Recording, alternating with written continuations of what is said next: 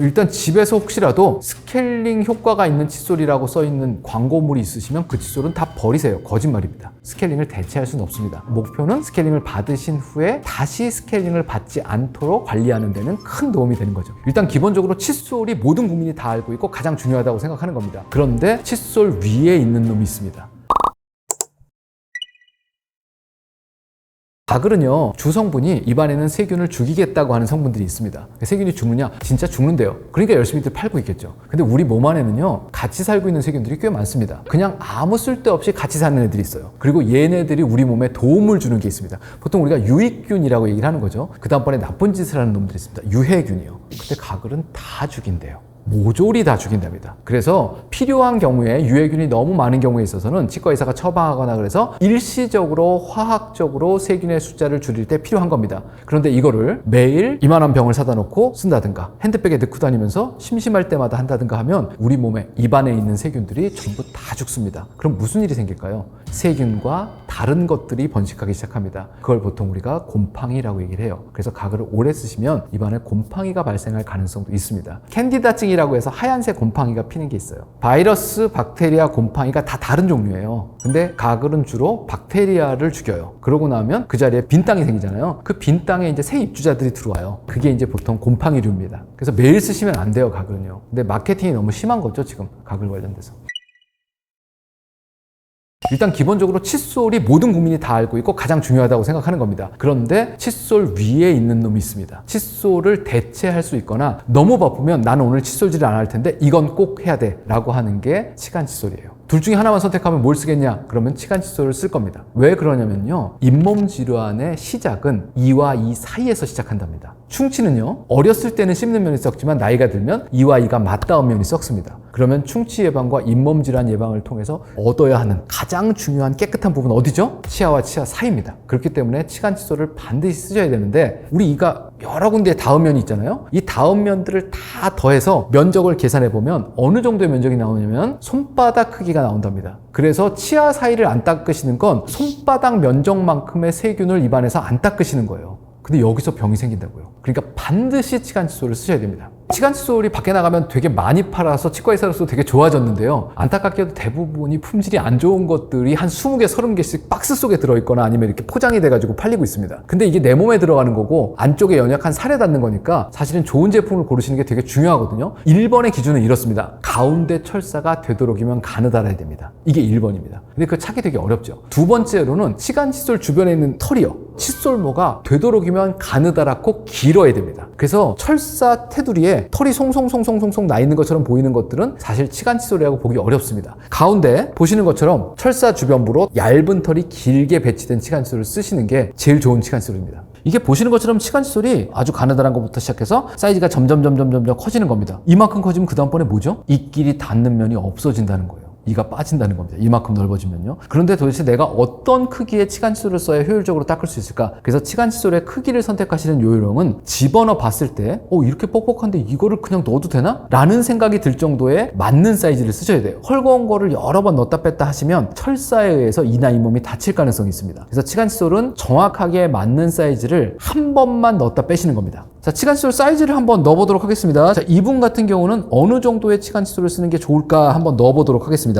자, 해보세요. 자, 이 치간 칫솔을 가지고 이 사이 공간에 치간 칫솔을 집어넣는다고 하면 이렇게 들어갔다 나오면 이게 무슨 의미가 있을까요? 전혀 없습니다. 조금 굵은 치간 칫솔을 넣어보겠습니다. 얘도 이렇게 집어넣었다 빼는 순간 치간 칫솔이 들어가서 헐렁헐렁한 게 느껴집니다. 근데 이거보다 조금 더 굵은 쪽으로 넘어가면 치간 칫솔이 들어가면서 약간 낑기는 것 같은 느낌이 듭니다. 얼추 맞았고요. 이거보다 조금 더 큰 사이즈를 집어넣으면 이제는 치간 칫솔을 집어넣을 때 저항감이 느껴지면서 눌려서 들어갑니다. 이게 맞는 사이즈입니다. 이래야지 양쪽 면을 완벽하게 닦을 수 있는 겁니다. 그래서 치간 칫솔은 그 공간에 들어갈 수 있는 가장 큰 크기를 선택한다 라고 하는 게 맞고요. 이걸과 사이즈가 맞으면 하루에 천천히 넣었다가 빼는 한 번의 동작만으로 그날의 세균막 관리는 가능합니다. 자, 이제 넣는 방법을 한번 알려드릴 건데요. 앞쪽에서 한번 보겠습니다. 보통 우리가 이 치아 사이에 치간 칫솔을 집어넣으려고 들면 어영차 쑤셔 넣고 싶어 해요. 이렇게 넣으시면 안 됩니다. 잘못하면 다칠 수도 있거든요. 그래서 사이즈가 적절하다고 생각이 되시면 이게 지금 RN입니다. 아랫니는 이렇게 치간칫솔을 수평으로 대시는 게 아니고요. 약간 잇몸을 향해서 올려만 놓습니다. 올려만 놓고 구멍아 어딨니? 그리고 살살 달래면 이렇게 구멍에 찾아서 들어가요. 입구를 지나갔다고 생각이 드시면 약간 올라간다라는 느낌으로 집어넣으시면 안 찔리고 넣으실 수 있어요. 그랬다가 그 방향대로 그대로 빼십니다. 자, 빠르게 움직여보면 잇몸을 향했다가 구멍을 찾고 들어가면 올라가는 방향으로 넣었다 뺀다.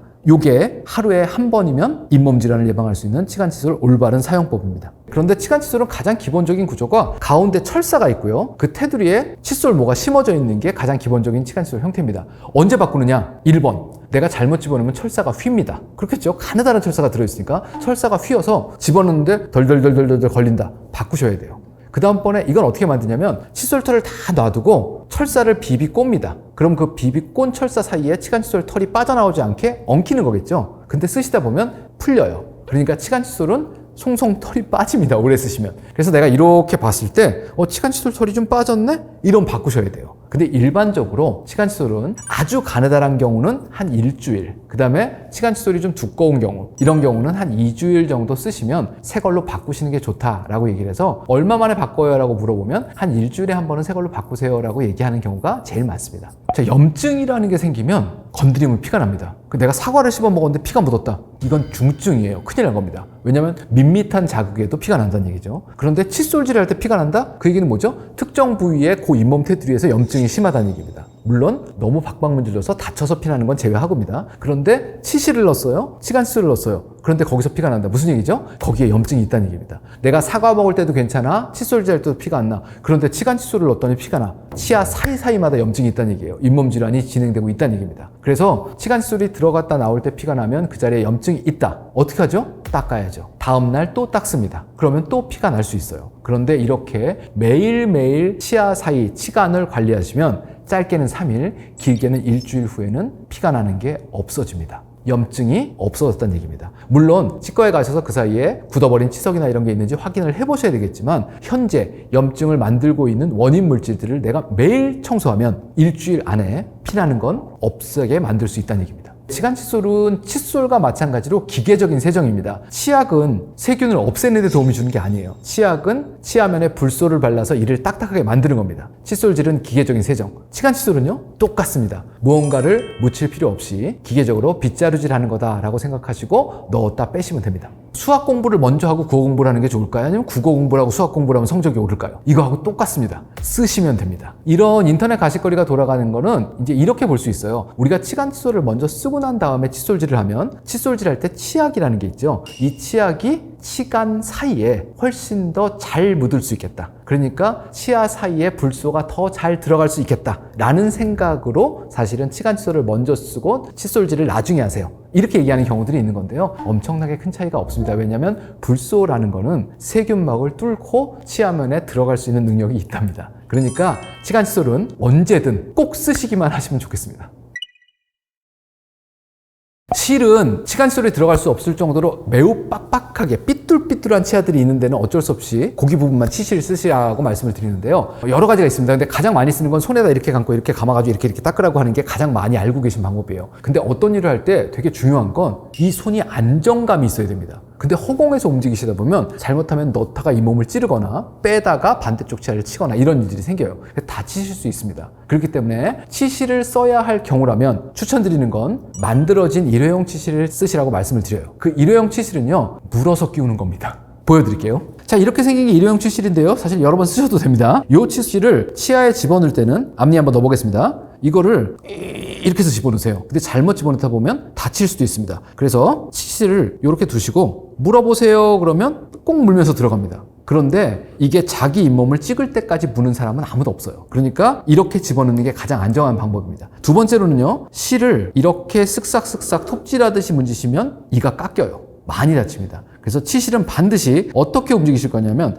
위아래로 움직이실 겁니다. 위아래로요. 근데 이 위아래도 여기서 시작해서 여기까지 한 번에 움직이시는 게 아니고요. 조금씩 움직이고 또 조금씩 움직이고 조금씩 움직여서 한 2mm 정도씩 움직여서 조금씩 내려갔다가 다시 조금씩 올라오는 겁니다. 또 다른 중요한 점은 어금니 쪽에 치실을 집어넣을 때 뻑 들어가고 그 다음에 뻑 빼내고. 이건 전혀 의미가 없습니다. 뭘 닦는다고 생각하시냐면 치아와 치아가 맞닿은 부분을 닦는다고 생각하시는데, 이 치아와 치아가 맞닿은 부분은요, 씹으면서 움직여서 쥐들이 닦인대요. 이가 딱딱하게 고정된 것처럼 보이지만 이들이 움직여서 닦인답니다. 그러니까 실을 쓰실 거면 이쪽 면에서 위아래로 천천히 움직여서 살살살살 닦으시고, 반대면에 가셔서 반대쪽도 위아래로 짧게 움직여서 닦으시는 거지, 이렇게 넣었다 빼시면 잘못하면 크게 다칠 수도 있다는 얘기입니다. 치실은 말씀드린 대로 제한된 공간에만 사용합니다. 삐뚤삐뚤해서 치간칫솔 들어갈 수 없는 공간. 그리고 절대로 옆으로 문지르지 마시고 위아래로 짧게 움직이셔야 하는 거. 그리고 손에 감아서 쓰지 마시고 가급적이면 일회용 칫솔을 쓰시면 좋겠다는 거. 이런 정도가 치실에 관련된 얘기였습니다. 치실은요, 실 가지고 청소하는 겁니다. 이건 제가 강의할 때마다 제 손을 보여드리는데, 치아 표면이 이렇게 매끈하다고 생각을 하면 실 하나 가지고 힘들지만 닦을 수 있어요.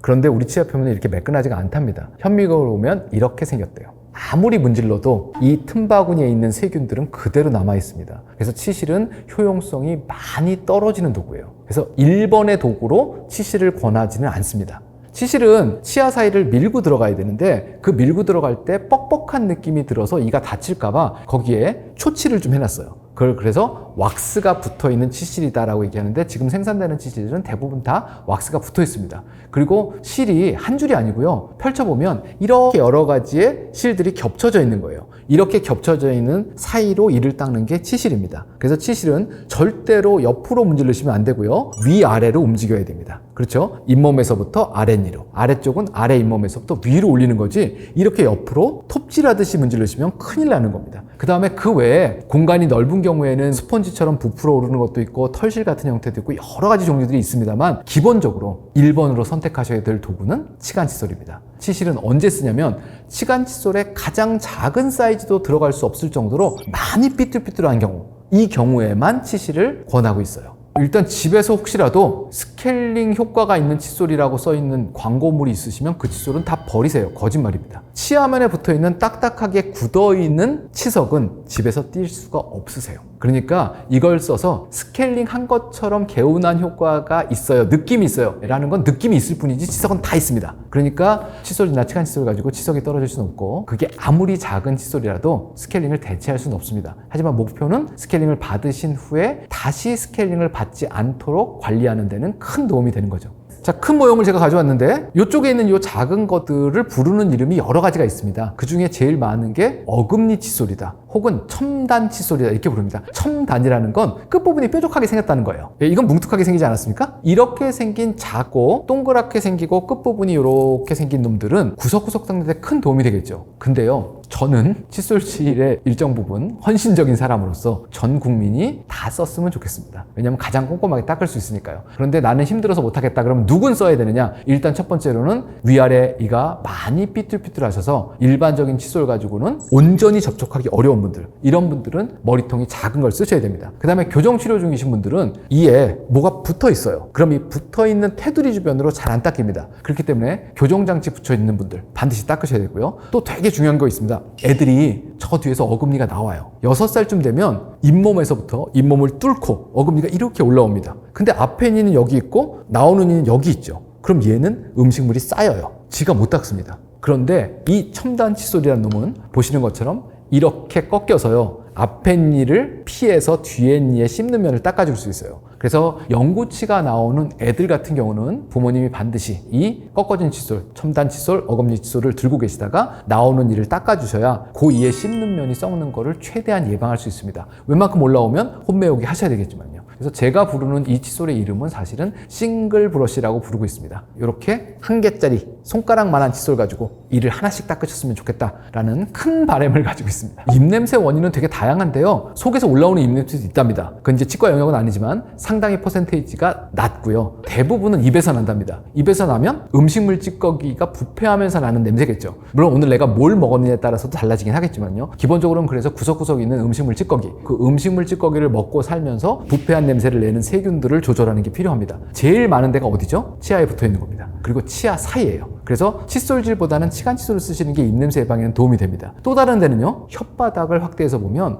아주 작은 돌기들로 이루어졌답니다. 이 돌기들 사이사이에 음식물 찌꺼기가 세균이 껴서 냄새를 만든다고 해요. 그래서 혀를 반드시 닦으셔야 되고, 혀를 닦으시면 입냄새에 많으면 60-70%까지를 줄일 수 있다고 얘기를 하고 있습니다. 혀는 열심히 닦으시는 분들이 대부분 칫솔질이 다 끝나고 나시면 혀를 쭉 빼가지고 칫솔로 이렇게 닦습니다. 그러다 보면 무슨 일이 일어나죠?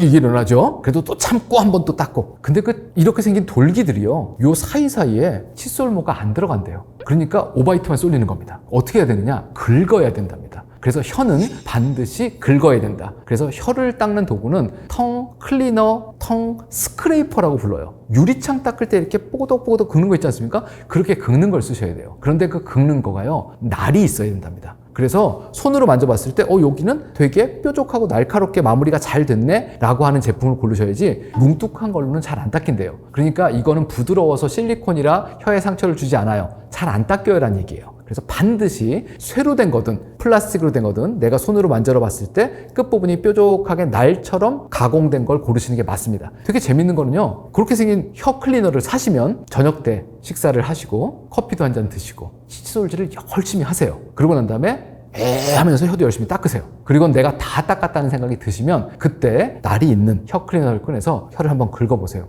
커피가 나옵니다. 놀랍게도요, 오렌지 주스를 드셨으면 오렌지 주스가 나와요. 이게 혀를 긁어야 하는 이유입니다. 내가 아무리 닦고 칫솔로 닦아도 긁으시면 눈에 보일 정도의 무언가가 나온다는 거예요. 그 얘기는 음식물 찌꺼기가 계속 저류되고 있다는 얘기입니다. 물론 이것도요, 혀의 돌기 부분을 상처를 주면 안 되죠. 그러니까 피날 때까지 긁으시면 안 됩니다. 올려놓고 살살, 그죠? 살살 2-3번 정도만 긁으시면 되고요. 또 다른 거 하나는 혀에는 미뢰라는 게 있는데 이게 돌기들이 있을 거잖아요. 이 돌기 중에 끝부분이 하얀 애도 있대요. 그러니까 진짜 백태도 있고요, 혀 끝부분이 그냥 하얀 사람도 있는 거예요. 그러니까 그 하얀 걸 없애시겠다고 미친 듯이 긁으시면 안 됩니다. 그렇죠? 적당 수준만, 하루에 자기 전에 한 번, 2-3번 정도만 가볍게 긁으시는 걸로. 이렇게 쓰시면 입냄새가 아침에 일어났을 때 확연히 줄어들었구나 하는 걸 느끼시게 될 겁니다.